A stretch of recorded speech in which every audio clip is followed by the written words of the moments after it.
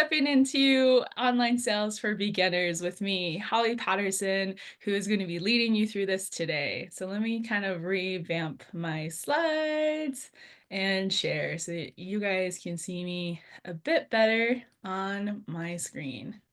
So hi, this might be a better kind of viewing experience. But I'm Holly Patterson. I want to kind of get us kick started off with simple introductions because I kind of went through the whole entire spiel about Change Jobs pretty quickly. But I'm Holly Patterson. If you don't know me, I'm a business coach here at Change Jobs. I also too help co-lead the incubator program with my wonderful teammate who's on the call with me today, Raquel. And I've been working with entrepreneurs in the Southwest for about 5 years now, which is kind of crazy, going on to 6 years. And I think if anything, items like this that's right behind me is like one of the things that I've worked with the most, essentially having product-based businesses trying to transfer into online stores or even to how they can get their digital marketing up. But if anything, I love to support entrepreneurs in my local community. As I alluded to, that I'm from Farmington, New Mexico.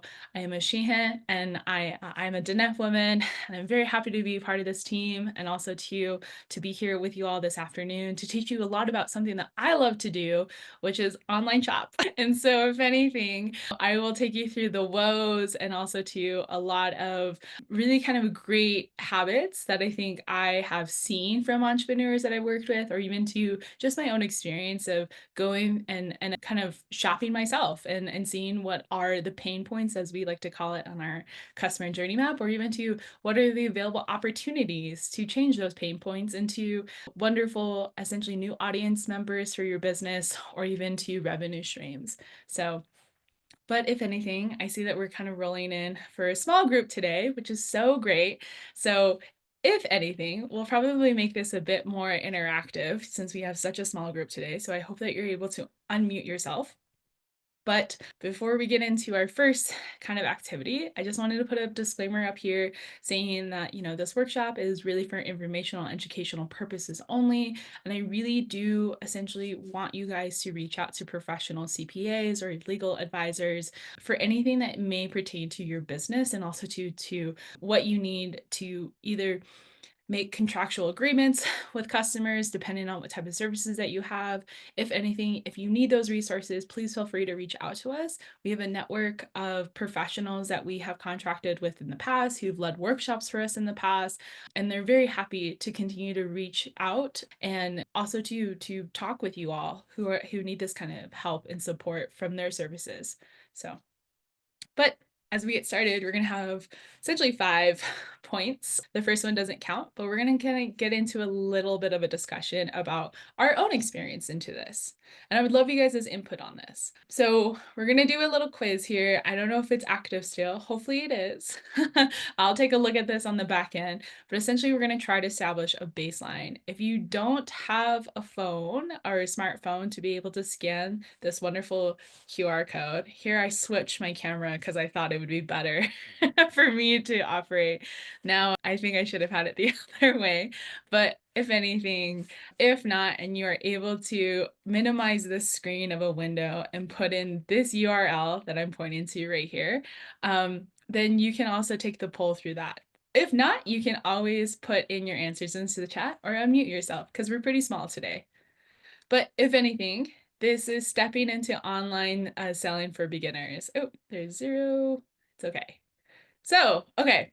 Have you bought or ordered clothing online before? Oh, yes and yes. Something might be a glitch in this. I think this is people's responses. Yes, most people have bought and ordered clothing.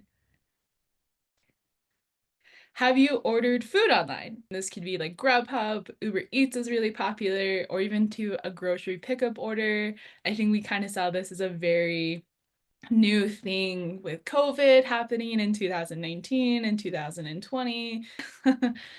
Have you booked an online appointment before? This could be something through your, provider, healthcare provider, a salon, a consultation, aka change labs. If you've done an oil change, anything that you've essentially had to book an online appointment for.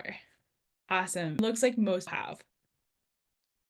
So with that, before we dive into who our is, one of the things that I talk with a lot of entrepreneurs who seek my coaching for resources of transferring their business online or just kind of getting started with their business in an online setting is that they try to very much or take inspiration from other businesses and how they're operating and try to do the exact same thing on their own platform, which is great. I mean, you should always do research. You should always look at your competition, see exactly how things are operating, how they're getting customers. That's amazing. However, through both of those couple of questions that I asked you all, how many of you have struggled with any of those purchases? I definitely have had. I have struggled with ordering food online. I've struggled with online shopping. I've definitely struggled with an online appointment as well too. Yes, Raquel, we're right there together. So let's kind of talk about that a little. What was a struggling pain point? For me, it was that the website wouldn't load each time I hit the submit button, and there was some sort of bug. So it made me also look like I booked 6 appointments at the same time, and I didn't know which one was real. So I definitely have that, or even too, I always will remember this, that I am a buyer sometimes of price. And so when I was online shopping, I had accidentally bought based off of price. And I was like, this wonderful. I needed a coffee French press machine. I went to this very well known, essentially, website of coffee press machines. I did all of the research. I looked at BuzzFeed articles. I looked at health related magazine scoring, people who've reviewed these like coffee press things. So, and then finally found the company that everyone ranked very highly. I went to their website and I immediately was like, yes, oh, they have a sale. They have a sale. I love sales as an online shopper. And so then I immediately pushed purchase and I was like, that's on sale. I love the color. Let's charge my card and ship it off to me. And a couple of days later, I get this teeny package in the mail. And I'm like, oh no, what did I buy?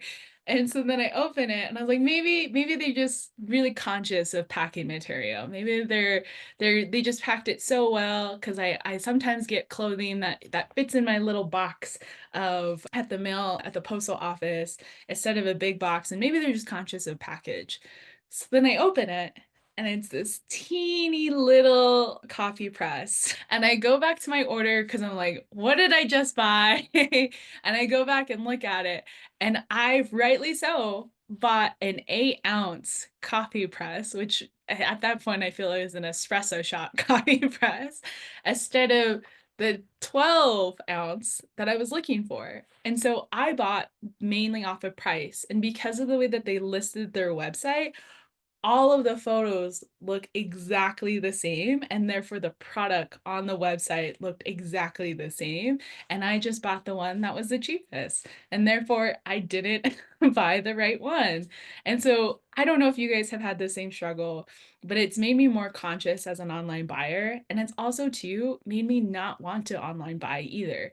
So those negative experiences could also be a reason why many people don't want to buy online and they don't want to shop online and they don't want to use digital tools, is because they have a negative experience, whether it's outwardly negative, that they're not able to do a return, that they accidentally bought something twice or product was damaged or something of some sorts, or even to that they accidentally did something that was fully in their control and they were too rushed of a process and made a purchase like I did. So each one of these, we're going to look into the behavior of really understanding who now then is our customer.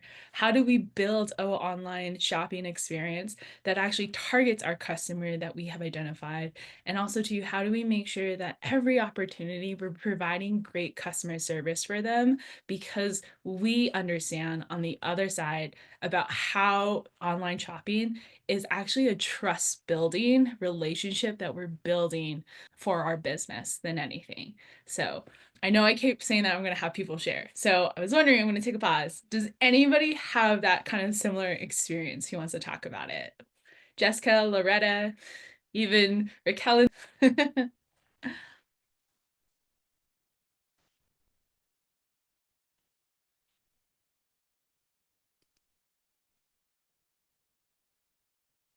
Oh no, I feel like I'm the only one who's stopped so quickly. I can share. I think my biggest struggle when online shopping is, like you're saying, is being aware of the sizing, especially Mm, when it comes to clothing, because a lot of models aren't shaped like me. So the body proportions is hard to make that judgment of, am I ordering something that's too small or too big? And then on top of that, a lot of small businesses that I do shop from for clothing, they have very strict guidelines, returns or refunds, or even no returns and no refunds. So that's a struggle point I have. I saw Loretta come off of mute. I was wondering, want to give her a chance too. But thanks so much for that share, Raquel. I think for myself, it's just to not getting the product that you ordered Mm, and having to deal with the seller mm, and, trying to be patient with them. But then after a month or so, you still don't have your product and then yeah. trying to get a refund back or, Mm, things like that, people or so that was, a, even as recently as last week happened to me and I had to request a refund. yeah. Has anybody bought anything from a Facebook seller before that's not using essentially like Shopify or a website? Like who has bought from a social media platform, whether it's Facebook, TikTok, Instagram, where you are going back and forth on direct message of like, how much is this product? Is it still available? Like, how do I pay you? Here's my shipping from an Etsy seller. Oh yeah, and Etsy is a big platform too. Even Amazon's a big seller as well too of small businesses. But I will say, I'm a little hesitant sometimes. If I've never met the seller in person and I've never been to their booth at a physical market, if they don't have a website and they only post their photos on Instagram, and unfortunately, if it's a low and they're just like starting out their business on Instagram and Facebook and it's low interaction of followers and everything, oh, it is very hard for me to like send that Venmo request or that Zelle request or give them my personal information as far as like my address.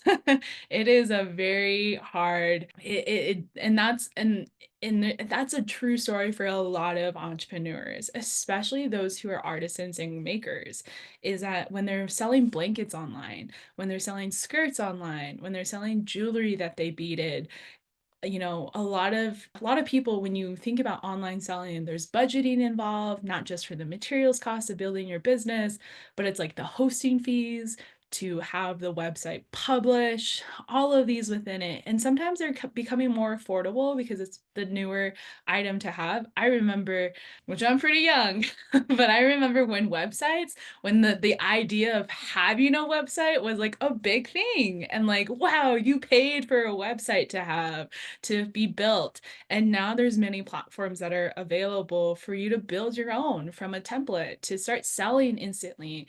But it's also brought in a lot of things of like, how do we ultimately make a purchase? How do we essentially, what systems out there that one doesn't bring on a lot of debt to my business or my personal debt, because I'm not yet an LLC. I'm currently still a sole proprietor. And I'm doing this as a quote unquote side hustle or something that's secondary income to my full time job. Like these are all questions that I'm sure every entrepreneur who starts and wants to start making a profit from what they love to do. I love to bead hats. I've yet to sell a hat because I also to understand coaching a lot of entrepreneurs who are artisans and creative makers, what that is and how it takes a lot of different things of operational points that are can be easy, but can be very hard with a full-time job. So completely understand. So let's kind of get established with my favorite place to start with a lot of entrepreneurs, regardless if they've been in business for a very long time, whether they're just now starting a business, or they have an idea and they want to start going forward after making a couple of the pilot things. Like they started to make earrings and they got complimented on it and they're like, hey, I should make more earrings. And but who do I sell them to? And that's what we want to identify first, is going to be who is our customer. So let's go forward. So our customer, which if you've been through a lot of workshops, whether it's through us, through any other organization that helps with business development, looked at online articles, whatever it is that you've been seeing, our customer, your customer, customer segment, target customer, and ideal customer, they're all talking about the same thing in this essence. And for us, we like to use something called our business idea validator worksheet, or a BMC, which is called a business model canvas. And so, if anything, this is most likely the first chapter that we cover in our incubator program through any of our coaching that we do, is that we want you to retell us that you know who is most likely to want what you are selling, and that they're going to continue to buy it or even to become a reoccurring customer, a trusted customer, a loyal customer, to come back to your business and interact with them. So if anything, if it's a lot easier to bullet point this, we always start with sticky notes. But how would you start to describe this customer? For us here at Change Labs, if I were to describe you all, I would say they're native. They're native entrepreneurs. Also, too, they're change makers. I would say, as well as they're probably not finding this resource for rural entrepreneurs. So they're probably located in a rural area or smaller communities than urban communities. For I know it takes 2 to 3 hours to get to the next town. So they're probably having like like probably drive quite a bit, if anything, too. So understanding maybe their economic stances here in the Southwest, most rural communities, most smaller communities don't have high medium incomes. So I would say, if anything, most of them are within medium incomes or even to lower incomes than anything. So that gives me an idea of my pricing structure. Also, too, maybe they're not even from my community. Maybe what I'm building and what I'm doing is actually not for where I'm at located, but instead for me to export it to another community. So maybe I'm creating a wonderful planner and I hope to sell it through an Etsy shop of PDF digital files. So it could be anybody. It could be someone who wants to get organized. It could be a person who has their own home office, or somebody who wants to be organized with daily tasks. And, this doesn't have to always be central to Native people, but instead we want to understand who your business is going to be selling to than anything. But for us here at Change Labs, you who is on this call, you are our target customer and our customer segment. So I think we're doing a great job. So, but if anything, I'd love to hear give 2 to 3 bullet points of their customer segment in the chat, or unmute yourself and kind of help. If you need a little bit of help, I'm here to help, as well as too, I have 2 other coaches on the call as well if you need help kind of working this through. But who's your customer segment? What about you, Jessica? Hello? Yes. So, can you repeat that question? Yeah, if you could bullet point 2 to 3 things about your customer to describe your customer, who would it be? It would be female, Okay. and she would be looking for clothes or purses. Yeah. Perfect. Awesome. Great. All right, let's go forward. I'll try to put everything back in the chat too, what I'm asking. But if Okay. anything, if you're trying to understand a lot more about how you're going to be getting these customers, or even to what goes on of consideration, we like to use a resource called the customer journey map. And so we start from a place of awareness. How will people find you without even speaking to them? So many of you may have actually spoken with a change labber before, and they referred you to our resources, or you spoke with a staff member of Change Lab and they told you to sign up for this workshop. But we want to go a little bit further of that. If you didn't speak to somebody from Change Labs, if you've never spoken to a Change Labber before, how did you come across this workshop? Some people might say social media. Other people might say, I saw your flyer at the convenience store, or like I saw your workshop in a newsletter, an email newsletter. Or even to, again, word of mouth, as we covered. And then also maybe you guys had Googled, I need help with building an online store and you came across our website, it came across this event and decided to sign up. So you're building awareness of all those points of entry in which a customer can essentially stumble upon your business. I love entrepreneurs who have multiple points of entry to coming across their business. Social media has always been a great place for that, as well as to in-person markets, or even to just having your business card at our e-shops for Raquel and Sophia there at in person to talk about the businesses that we are, that are within our network. So if anything, the awareness, you have to put yourself into the customer's shoes to go through of understanding, one, how are they receiving information? Two, how are they going to be interacting with that information? And as well as to, what are the call to actions that you can essentially input through your marketing to have them go on and do the purchasing and support that you'll have of actual direct interaction with your business. So CTAs, which are called call to actions, are things like follow us on social media, or check out our website for more information, or email me for more information about custom designs. Those are all call to actions. And so that pulls people from the awareness into the direct interaction of that purchasing and support. This is where people are actually interacting with you face to face, indirectly through a screen, or even there's just a lot more communication that's happening.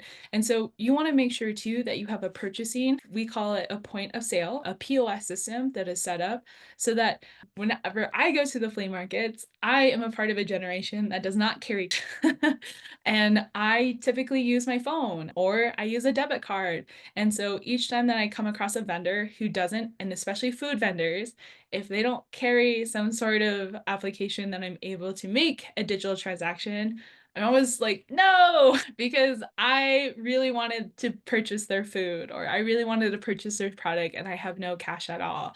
And so if anything, having those systems set up is a great way to make sure that you're widening your customer segment and also to making sure that you're utmost prepared to make a purchase. And if you need help with a Square system and yet you don't have a Square system set up, stop by our eShip hub and talk with Raquel and Sophia because I think they'd be able to give you a wonderful Square's payment little cube. I am like lost on the words on what it's called and help you set it up if you need to with our wonderful Wi-Fi. So if anything, you want to be able to make digital, but also to have support. As we kind of talked about opening up this workshop, many of us are a little hesitant for those social media accounts that look like they don't talk with their customers very often, that looks like it's going to be difficult to have essentially a return policy or even to, I always look whenever I'm trying to buy something new because Santa Fe Indian Market's coming up, Herd Market just passed, also the huge business conference called the Reservation Economic Summit just happened, where fashion is like at the forefront that I want to wear a native brand, native earrings, even makeup down to jewelry, whatever it is. I want to be full-fledged, really out representing the brands that I love, and also to like paying a huge kind of shout out to all of the wonderful businesses that are out there in Indian country. I love that, but at the same time too, when I try to essentially get something that no one else has and support like a smaller business, I really look for their email. I look for like, how do I communicate with this person? How would I communicate with this person? I know not everybody wants to give out their phone numbers. Ooh, I have a business card that has my phone number on it. And sometimes I'm hesitant to give that out. But at the same time, too, having an email that you frequently respond to, having essentially a call to action saying like, hey, the best way to get in contact with me is through my social media, Instagram, DM messages. Like I look at that every single day or whatever it is, because you want to be able to show that you're there to support your customer and build a trusting relationship with them. Because I'll see some like Facebook comments or I'll see some Instagram kind of comments sometimes unfortunately on some wonderful small businesses that like, hey, I haven't heard from you in 2 weeks. We're like, what's happening and how do I get a contact with somebody a part of this? And we're all protective of our own personal information. So sometimes the business isn't in our name. Sometimes we don't ever show who the business owner is. And that's completely within our rights as business owners. However, we need to make sure that there's another way of communication and contact with these people. And I know at the same time too, there's always a fear of scams, of phishing emails, all of this stuff. The digital space can be very, very scary for a lot of people, and you want to protect yourself the most. And that's what I think, if anything, we actually have a wonderful person in our network that we can refer you to for a lot of that cybersecurity as well too. So if you need a lot more support in that, or even too, that would be a wonderful thing that we put on our lineup for workshops is protecting cybersecurity for online shopping. I think I need to go and talk to our wonderful entrepreneur who does that and collaborate with her on the next time I run this for some great points. But if anything, I think, do what you can to protect yourself, and also to making sure that you're transparent and communicative with your customer in their purchasing and support facet of their journey. Therefore, it's easier for them to move on to the next kind of phase of this, which is, oops, my weatherness is not great, but into, oh, my arm's gonna cut off, into come again, having them as return customers, coming back to your website because they love interacting with your website. They also, too, it's an easier purchase process for them each time that they do it. I have gone back to the same company multiple times because I'm like, I love what you have. It's so easy. I will buy it off the rack, whatever. But as soon as I go to their online website, I'm hesitant because I don't like interacting with their website. And so each time I see them at a show or in-person market, I'm like, I'm going to their booth and I'm going to get all the products I need. But I will unfortunately not make a purchase at their website because it's sometimes a pain. So, these are things to take into consideration. Also, too, if any of you guys have any questions, I know I can speak very fast. So if you have any questions, you want me to backtrack on anything, please let me know in the chat. I have it open on the side of one of my monitors, and I'm happy to answer questions or even to work through problems that you guys are currently having in this customer journey. And also too, the other coaches on the call here are here to help as well too. So let's go. So this is a little bit more of a realistic example of the customer journey map, which I'm going to try to move out of the way a little bit on. But essentially, again, we start in the awareness here. Then we go to the consideration. What's going to make them consider to buy the product or book the service with you? And then the ultimate purchase, and then the post-purchase, and then the retention of them restarting this whole entire cycle.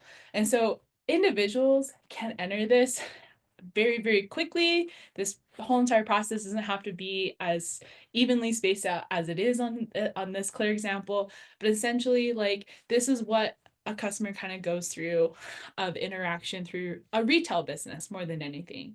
If you need help mapping out your industry, please feel free to book a coaching call with myself or any of the coaches that we have here at Change Labs. We love to use this as an example. We also have our own form itself and are happy to help you map that out and kind of spring ideas of how you can change your operations of your business, or even to what types of opportunities you may have to create a new revenue stream for your business as well too, because this is in consideration of looking at your competitors as well too. So let's go forward. So number 2 now, what's your menu? For example, if there's a business who's out there that, oh, you go to a restaurant and it has like 64 items on the and no, how many of you are confident by the first time the waiter comes around and is like, hey, what's your order? And you're like, I'm good to go. I'm not. I definitely need a couple minutes to look through all of what they have to make my selection. Is that everybody? I think that's everybody. If anything, think about that same scenario when you're trying to build inventory or also to building out different parts of your business. I like to go through an exercise with entrepreneurs of understanding what your menu is, even if you're not even food based, whether you're consulting business, whether you're construction, tech, even in the sense of an artisan. If we were able to group your items into a certain category, or whether to we start to list them of what you have to provide an offer, and we start associating price next to them, whether it's a range or a set flat fee, this starts to help the entrepreneur really understand from a visual point of what they need to build out for their websites, or even to understanding what is actually making them money. Because I know a lot of us have it all up here. We're like, we sell this thing for $5. We sell this thing for $10. When I go to a grower's market, I'm constantly asking the person at the booth, how much is this watermelon? And they look at it and they're like, $3 maybe. Or they have a sticker on it and they're like, oh, I wrote on my marker with it. And I'm like, oh, okay. That's great for them. However, it's going to become a mess with an online store. And so you don't really kind of want to work that way because that's a lot of inventory to do. That's a lot of organizing to do for one person. What instead we want to do is have like, we don't want to have a junk drawer. We want to have like a really nice organized drawer with cubbies and everything. Think of it like that.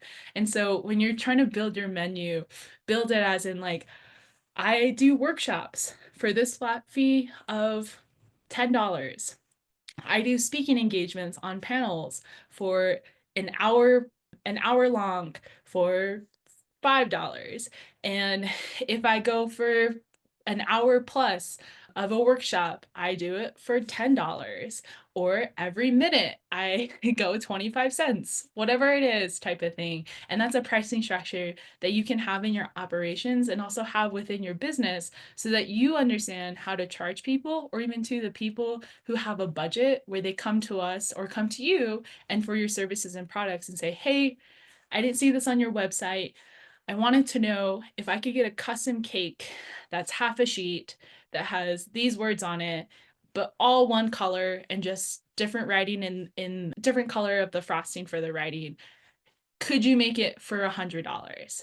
And instead of just immediately accepting the $100, you can honestly think about it yourself of like, okay, I make half a sheet of cakes for this much. I've never done customization before. I've only ever done cupcakes before, let's say.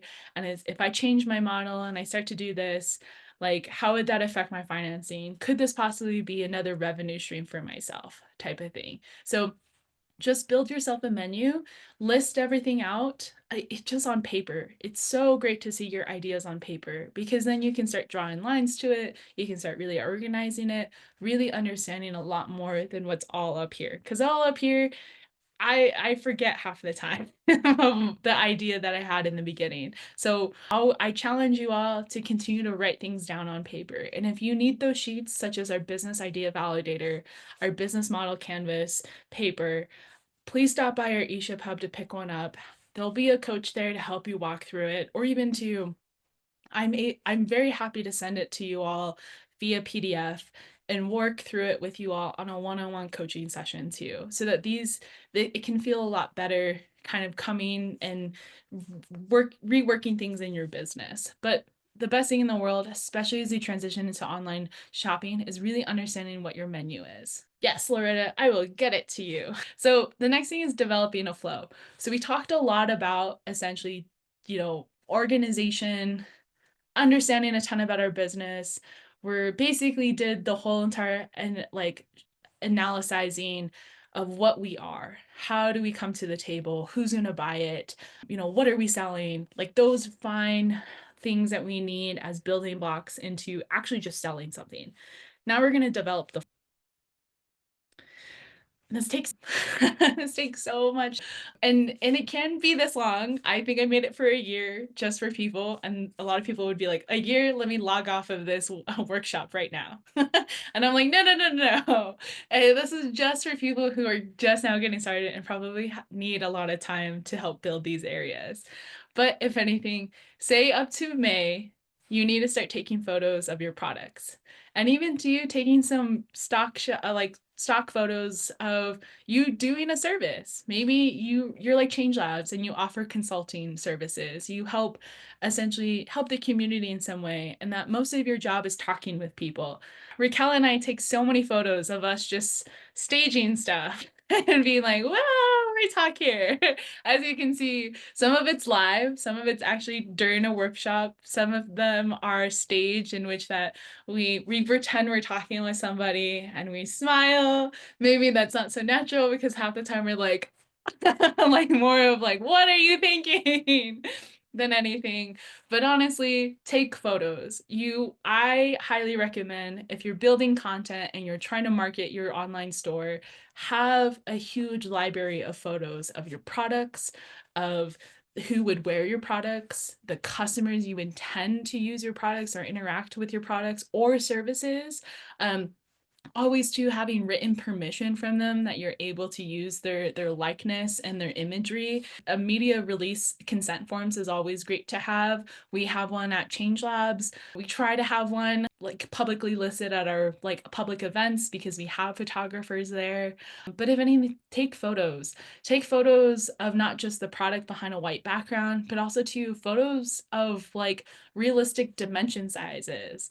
Again, my French press, if I saw it on the counter next to a regular coffee cup, I would be like, I am not buying that. I am buying the larger size. Or even too, earrings. I remember there was beautiful acrylic earrings that were being sold, and I was like, but I don't know how big they are because I hadn't graduated yet to big auntie status to have very huge earrings. So I was a little uncomfortable with how big they were. And also too, I wanted something that I could wear throughout the day, and I was a little scared and skeptical of the weight.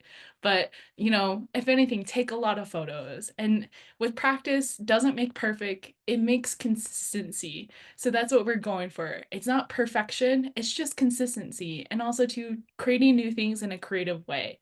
Raquel, have something to add? Yeah, just another example in case it's a little more comprehensible too, that right now my team here at the eShip Hub, which consists of most of our in-person team members, we're working with a contractor that Change Labs hired to start the process of creating an awareness campaign because we have learned in the last almost 3 years now that we're open that a lot of people don't understand what or maybe aren't familiar with what a co-working space is, which is what the primary function of our building is here. So a lot of the events and activities that took place last year, we were very intentional of making sure that we captured certain images of the space being used in very different types of situations and with very different external organizations and entities from Change Labs. And Holly was very much part of that, especially through the incubator. So if you saw her video at the beginning of the session here, a lot of that was from maybe 2 events. And a lot of that was of our incubator and our kinship lending cohort of last year. So keeping in mind that we want to highlight the uses of the space so that people can visually understand what happens here, how they can access it, what they can do here. That's part of what we're going through. So we're exactly going through this timeline right now. Last year, we were taking photos and videos. Right now, we're setting deadlines, marketing and packaging that we need to have ready for our second location, the Shiprock's eShip Hub, because we want these spaces to remain relevant to our community members here, like visitors like Anita here. She travels hours to come to this space. We want to make sure that this space is open to her when she arrives here at the time that she needs it most. We have the tools and resources and the people available for her when she comes here, whatever resources or information that she's needing. And then we move on through the timeline exactly as Holly has it highlighted. So I just wanted to plug that in a little bit in case it clicks a little more. Thanks, Holly. Yes, thank you so much for sharing. A little bit on mute there.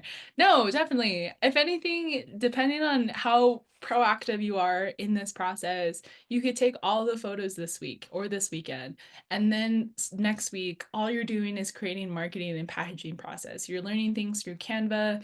You already have maybe logos, you have a brand development of guidelines, you're building everything of content that you need, that when you launch and you start posting it, that you will make sure that you have people visiting and understanding what your business does, who you're marketing to, or even to how to make a purchase than anything.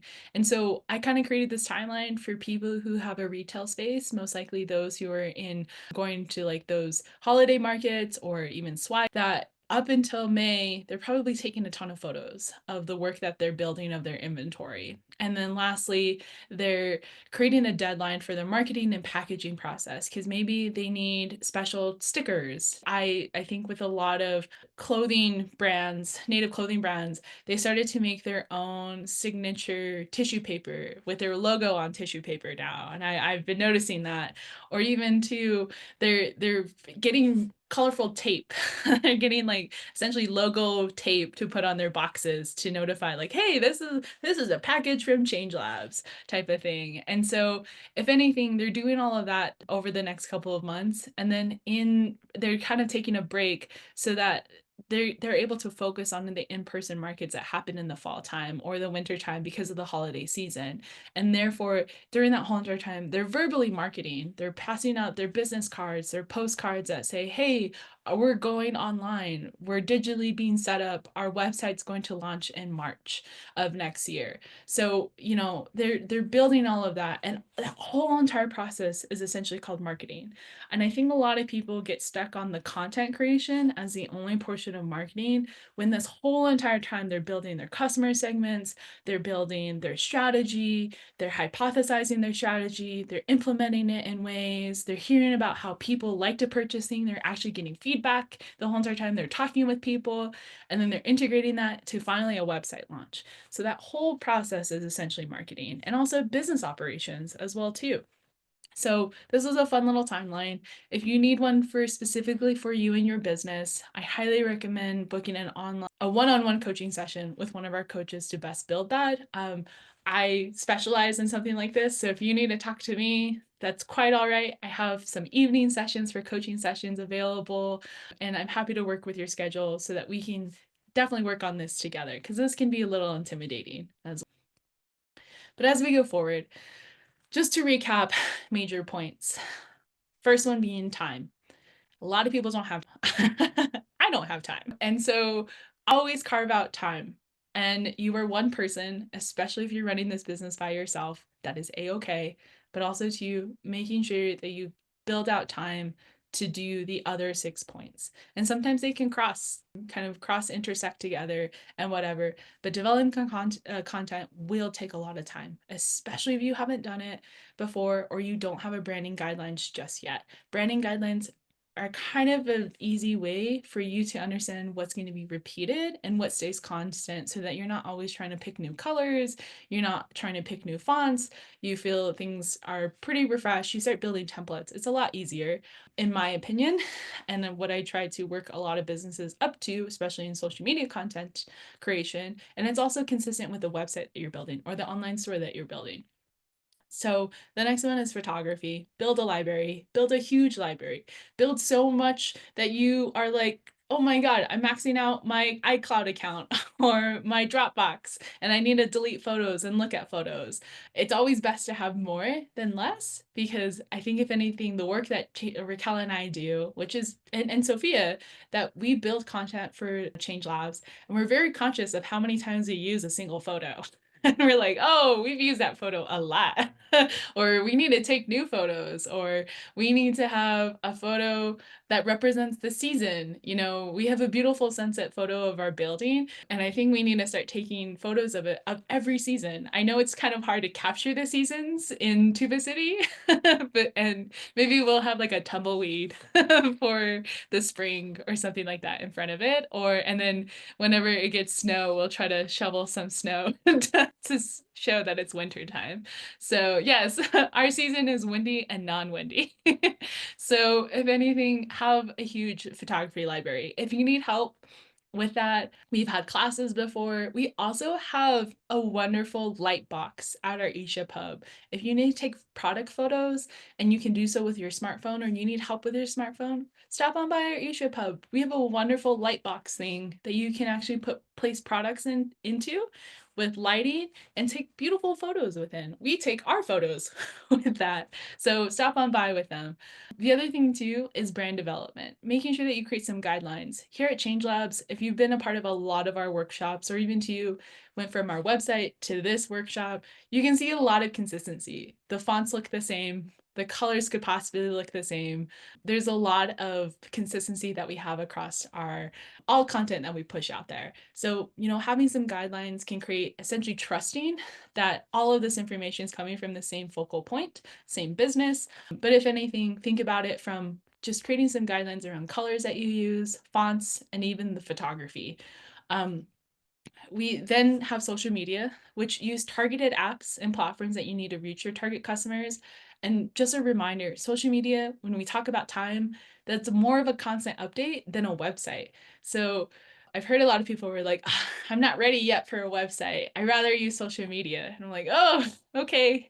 Social media is more of a constant update because your content will not organically show unless you're constantly updating it. If you want something to kind of be a little bit more stagnant and you can set it aside and build it, a website seems like a better place for you to be at. But how do you get people to the website?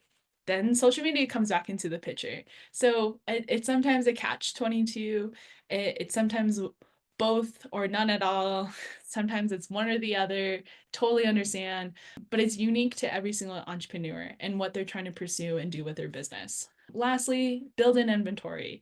Having an organized system to track your inventory and set aside time to analyze your inventory, to know that you have best sellers, what you need to make more of, what's going to sell out quickly, or even to things that you tried once and that didn't really sell well, so you have to essentially reduce their pricing or just have them as closeout items. Always do that. I think we want to have more so that we're always prepared. So we never do the work to understand, okay, what has actually been doing well though. So always kind of keep that as a thought when you're building your and lastly, your POS system. That's the point of sale system. So finding a great POS system that's easy to use, that's compatible with your offline systems, or even to easy invoicing, as well as to with something that's going to be compatible with your website that you hope to create, or even to selling through online things like social media, Etsy, a lot of like also to understanding what are the fees that are going to be best handled by your business. Those are things that I think are great things for you to take into consideration. Here at Change Labs, we're happy to support people transitioning into Square as a POS system. Again, if you need help with that, or even are looking for a Square reader, stop by our Tuba eShip Hub to essentially have our in-person team help you receive one and also to set it up as well too. So let's go forward. Woo! Now what everybody was here for. They were pulled into this room because they heard there was going to be a walkthrough. There is going to be a walkthrough. And that's where, before we do that, let's cover a little of understanding. Creating content that's visible for all devices. I'm looking at you through a 15-inch laptop and a 27-inch monitor. I create all of my content, whether it's the website, whether it's social media, whether it's Canva and presentations through these huge devices, that I'm able to zoom in really quickly. I'm able to have multiple windows up and see what I'm building. But I have to take in consideration who's going to be viewing this. Some of you might be viewing this workshop on a smartphone, so I might be really, really tiny. Other people might be viewing this on an actual desktop, so therefore they're able to see all of the slides. And you want to make that experience almost seamless, whether they're viewing it on a computer like a laptop, or they're going to be viewing the content on an iPhone or a smaller smartphone or whatever it is. I heard flip phones are coming back in style. So maybe we need to make that consideration too. But if anything, we want to make sure that the content that we're building is going to be seamless. Oh, this side between these two items. So just take that into consideration when you're building content, any type of content, and also to making sure that you test your website, that it's visible and it doesn't get wacky whenever you transition it into a phone viewing version, which many website templates out there do have that capability of you seeing it on a phone and what does that look like on a phone. So before we go into our first one. Oops, I might not do Square. I might just do Shopify because I have that pulled up first. I was wondering, is there any questions so far? I'd love to answer any. If you don't have any questions, put, what's the most easiest? Put a no in chat.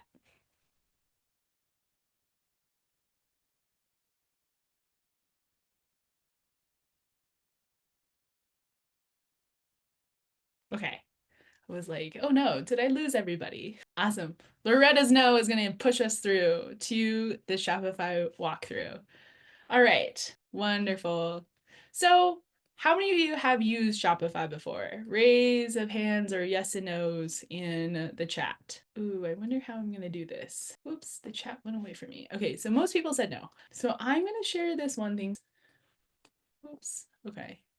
Let's start it. Okay, so let me do desktop. I opened a new one real.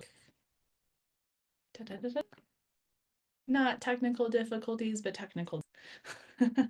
Okay, so I took some screenshots.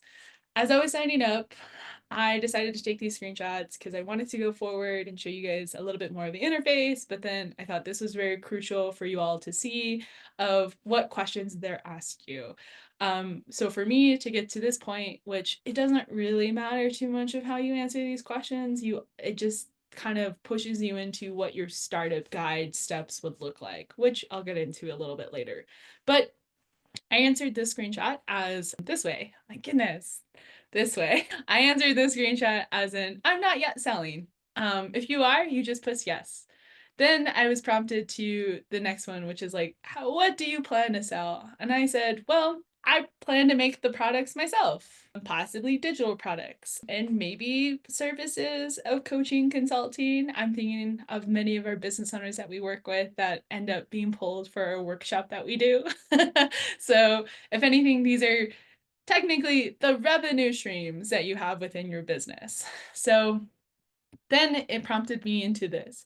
So currently right now for Shopify, they have a wonderful promotion going on that I keep getting emails about in my inbox because I keep making all of these burner shops. So if anything, at the moment, they have a promotion running for 3 months to use any one of their services for $1. As you can see, after 3 months, it changes in pricing. If anything, I always start with the basic first to see what I absolutely need. And then as my business gets complex, I see whether and compare if I need to go to the next stage up. That's how I did with Canva. Those of you who are who know of Canva, the graphic design content creation platform, I started on basic. That's a free platform, free everything. But with restrictions on things that you couldn't use, such as stock photos, certain graphics and templates, whatever it is. But I was on free for Canva for 4 years. And then I had to transition because of how complex I was getting of stuff for purely convenience of automation. I decided to start paying for the pro account. So on my 5th year of being on Canva, I finally was like, I need to start paying for it because I don't want to, I'm building too much time just building stuff and I just want it instant. So instead of trying to hack the system, I then did the paying. That's kind of my approach to all tools is like I try to do it as free as possible. So I would do a free trial first, see how this works for your business, see if this is something that you like of a interface.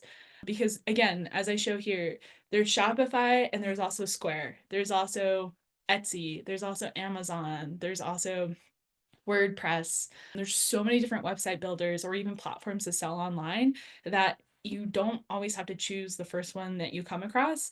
Instead, I really invite you guys to do the free trials on each one of them, not at the same time, but definitely try to figure out which one works the best for you, which is easier for you to learn and adapt to, and also too is compatible with the POS system that you hope to choose. So if anything, this is a very popular one called Shopify, and these are currently the promotion that they're running for 3 months. Oops, not bad. So let's get into the real walkthrough, which is Ooh, this is my I jumped quite ahead because I was messing around with it today. But essentially, this is our homepage.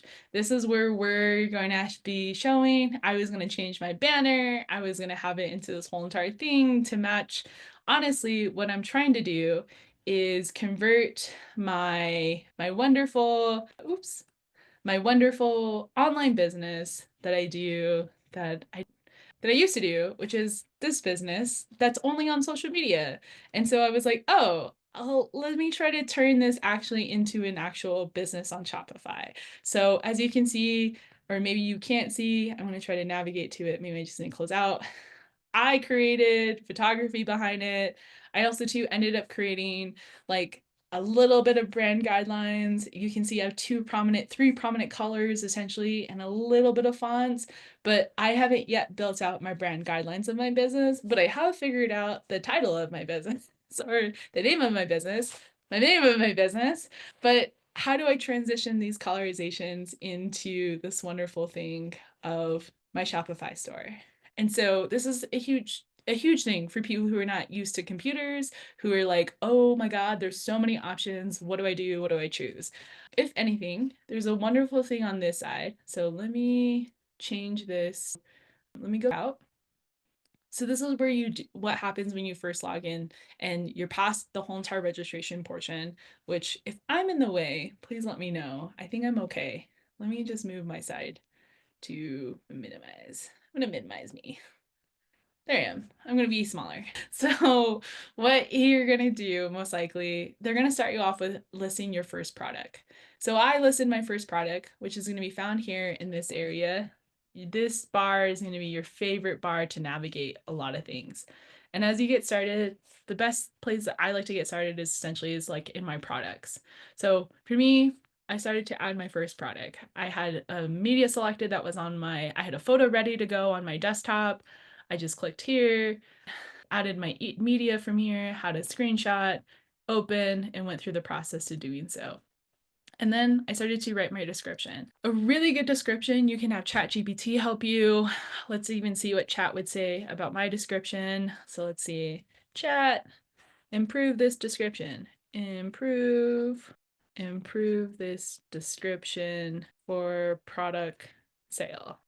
Command paste. Okay, let's see what they came out with. Oh, I love the words they use. This is what they came up with. We're gonna copy that. We're gonna put it over here. So I started with this cream, white, orange, red, yellow beads, brick stitched together for a beautiful lengthy earring.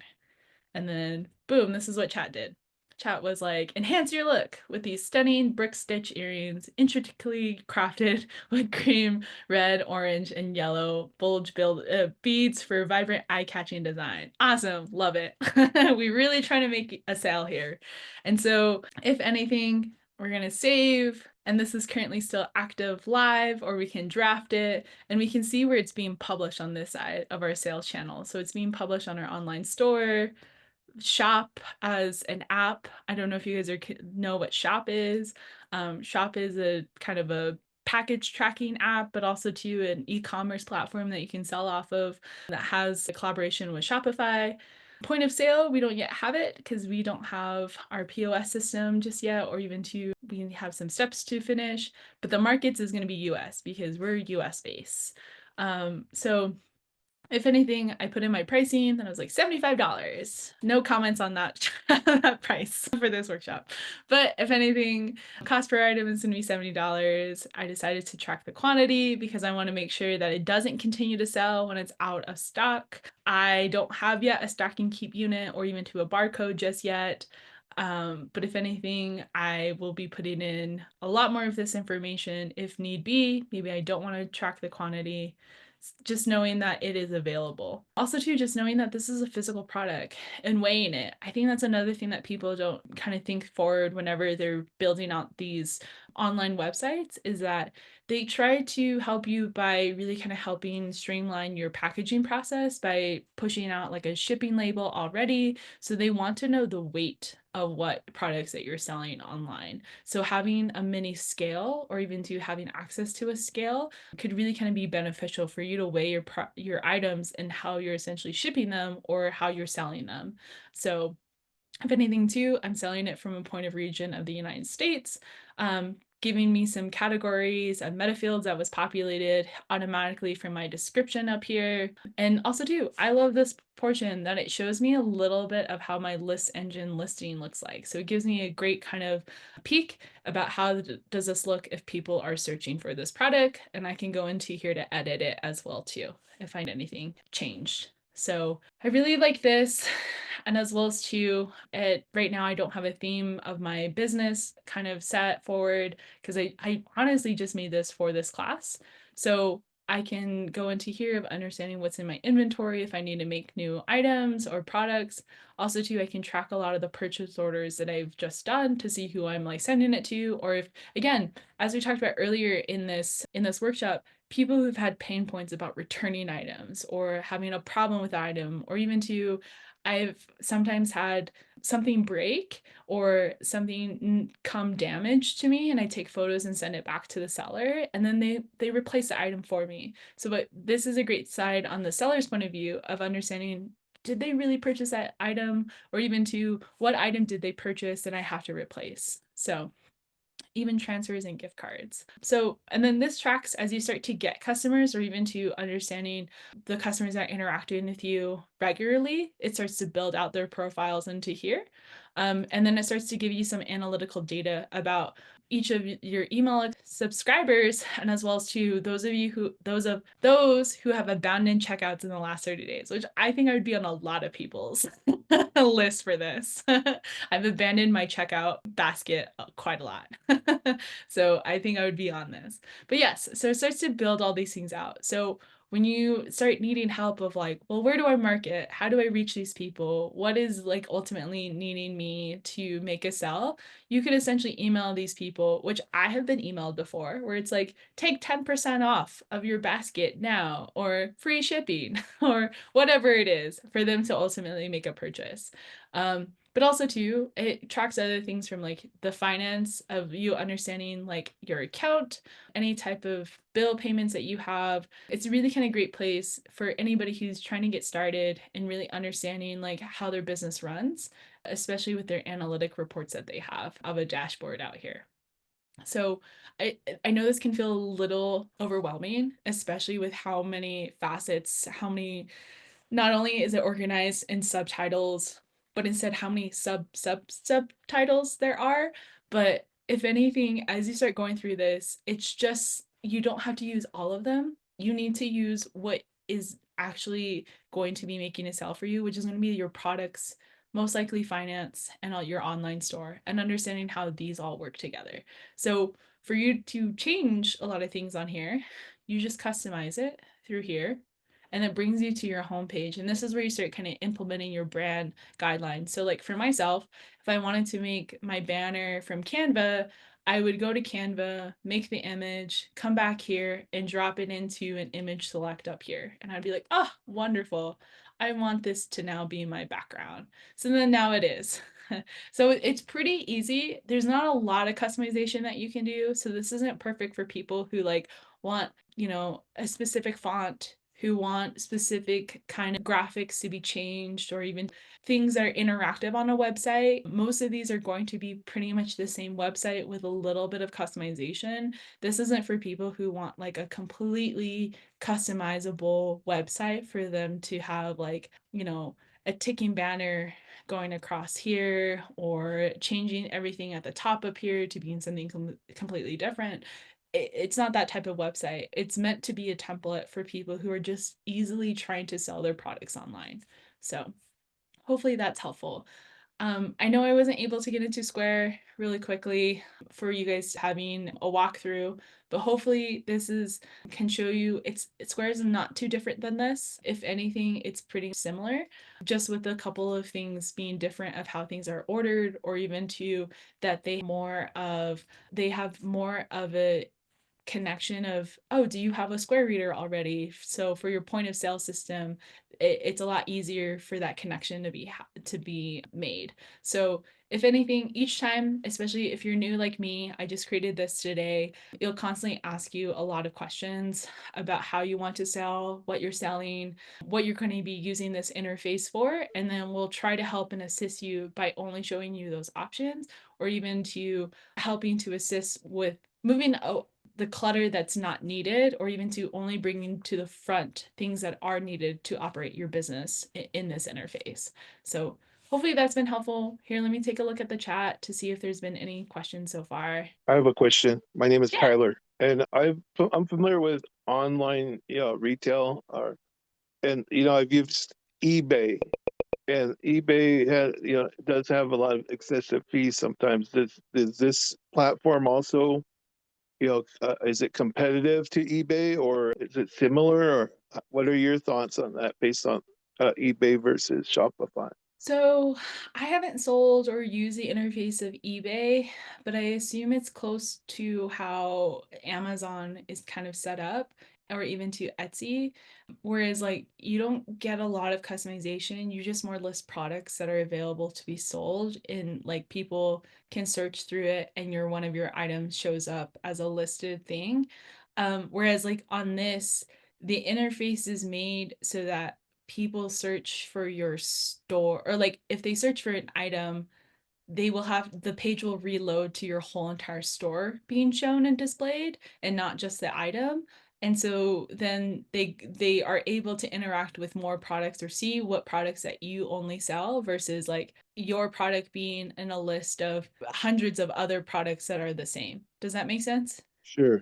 Yeah. So this is more intended for people who have multiple products, who want to sell and have like a physical space for people to shop within. It's kind of like just taking an in-person market of multiple items onto a certain store, versus like if Change Labs had like everyone who sells a cucumber come to the eShip hub and sell your cucumber, which is like kind of in a very, very general sense of what eBay and Amazon kind of do, and as well as Etsy.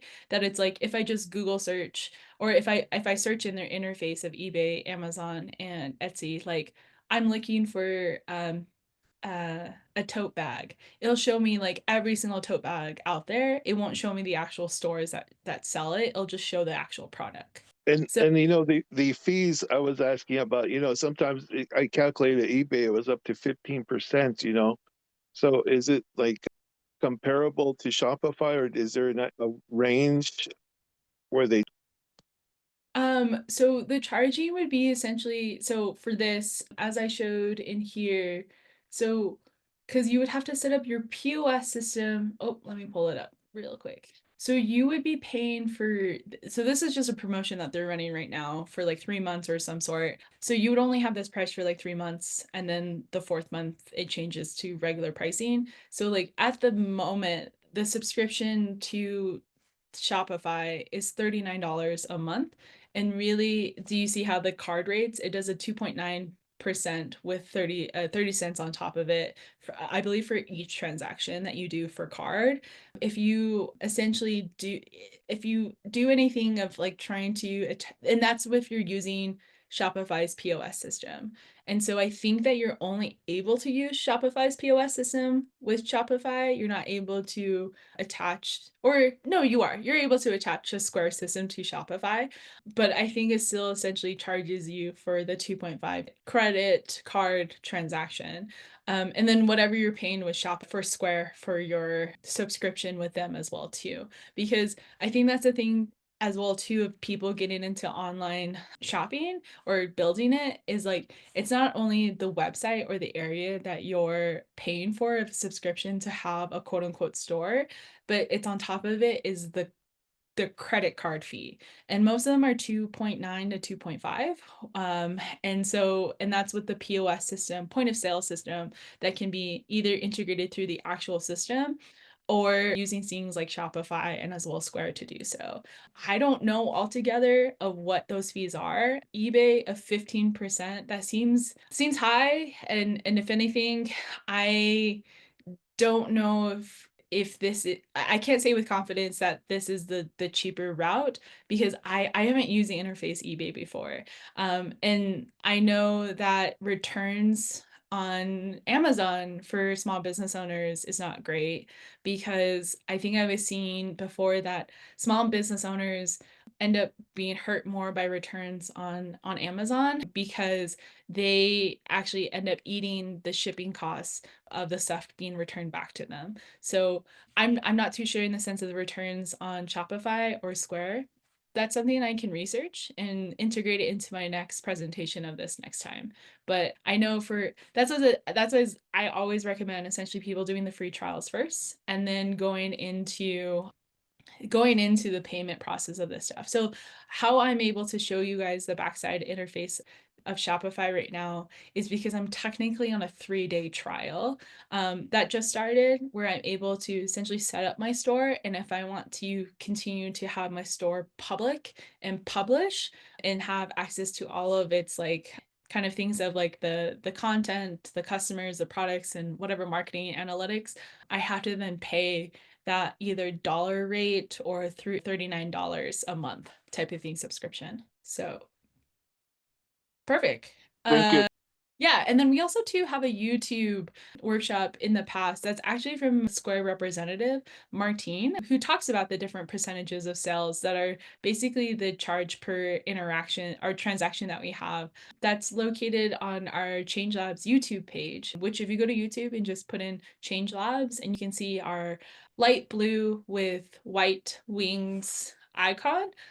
That's our profile pic. And then if you go to it, you'll be redirected to our page that has over 500 videos, I feel like at this point, or maybe 300 videos at this point of content. But if you also too just want to search, or even to Raquel or Sophia, if you guys could quickly put in the YouTube link into the chat for people. Perfect. Thank you so much, Raquel. You can find it too. I think we did 2 sessions with Martine on Square too. So if those of you guys who want to use Square and understand a lot more of the transaction fees associated with each sale, definitely, I think you can also reach out to him. I think he provided his email and contact in that workshop as well too.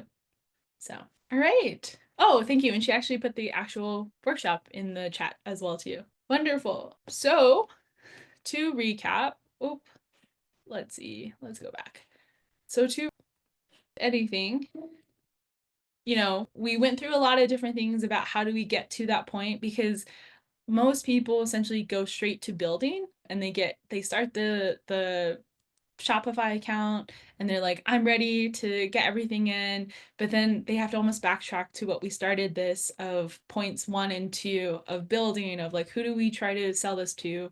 What are we trying to develop? Where's the content coming from? All of these things beforehand. So I would highly recommend, before you jump into any of this, that you build up, work with a coach, even essentially take a survey of individuals who would buy from you, build up all of that content first and have it ready and prepared, so that you don't have to take pauses into building your Shopify account or even to your Square account or any type of online platform that you hope to sell within, even if it's Facebook or social media. So if anything, I think if you need more help, we have coaching sessions that are available to everybody, not just essentially the public, but also to our alumni on this call. I think I've been seeing more and more alumni of our programming on these workshops. You guys can still reach out to us and book one-on-one coaching calls with us through the same link that we have on our events page.